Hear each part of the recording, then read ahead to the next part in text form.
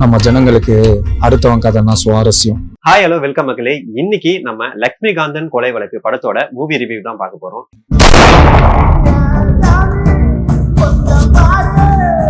இந்த கதை மரண தண்டனை விதிக்கப்பட்ட ஒரு குற்றவாளிக்கு பின்னால இருக்கிற நீதி மனசாட்சி பத்தி ரொம்ப ஆழமா பேச முயற்சி பண்ணியிருக்காரு டைரக்டர். படத்தோட ஹீரோ வெற்றி ஒரு இயல்பான நடிப்பை வெளிப்படுத்தியிருக்காரு.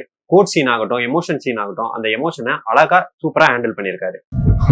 தப்பிக்கணும்னு முடிவு பண்ணிட்டா உங்க உதவி எனக்கு தேவையில்லை சார்.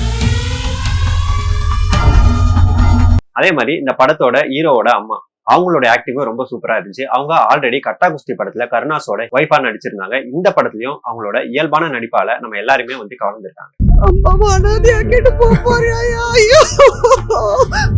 அதே மாதிரி நம்ம எல்லாருக்குமே தெரிஞ்ச ரிப்போர்ட்டர் ரங்கராஜ் பாண்டே இந்த படத்துல ஒரு முக்கியமான கேரக்டர் பண்ணியிருக்காரு. அவரு சினிமாக்கு புதுசு அப்படிங்கிறது அவரோட ஆக்டிங்லயே தெரியுது. இது டெமோக்ராட்டிக் கண்ட்ரி, ஒரே நாடு ஒரே சட்டம். அவரோட கேரக்டர் நல்லா டெவலப் பண்ணாதனால அந்த கேரக்டர் ஏற்படுத்த வேண்டிய இம்பாக்டை ஏற்படுத்த தவறிடுச்சு. இந்த படத்தோட சினிமாட்டோகிராஃபி அண்ட் பேக்ரவுண்ட் மியூசிக் ரெண்டுமே படத்தோட சீரியஸ் டோனை அப்படியே மெயின்டைன் பண்ணி கொண்டு போயிருக்காங்க.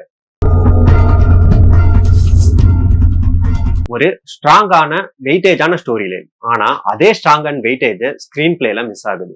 இந்த கதை 1915ல நடக்கிற கதைங்கிற வரைக்கும் ஓகே, ஆனா அதே ஏஜ்ல இருக்கிற மக்களை டார்கெட் பண்ணி எடுத்த மாதிரி இருக்கு. அதனால இப்ப இருக்கிற ஜென்சி ஆடியன்ஸுக்கு இந்த படம் கனெக்ட் ஆகிறது கொஞ்சம் டவுட் தான்.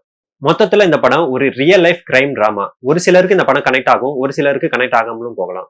இந்த படம் வர ஜூலை 10th தியேட்டர்ல ரிலீஸ் ஆகுது. மறக்காம பார்த்து உங்க சப்போர்ட்டை தெரியப்படுத்துங்க. உசுருக்கு விலை என்ன சாமி, சொல்லு உசுருக்கு விலை என்ன சாமி. இந்த ரிவ்யூ உங்களுக்கு பிடிச்சிருந்தா ஒரு லைக் போடுங்க. இதே மாதிரி சினிமா அப்டேட்ஸை தொடர்ந்து பார்க்க நம்ம பேஜை ஃபாலோ பண்ணிக்கோங்க.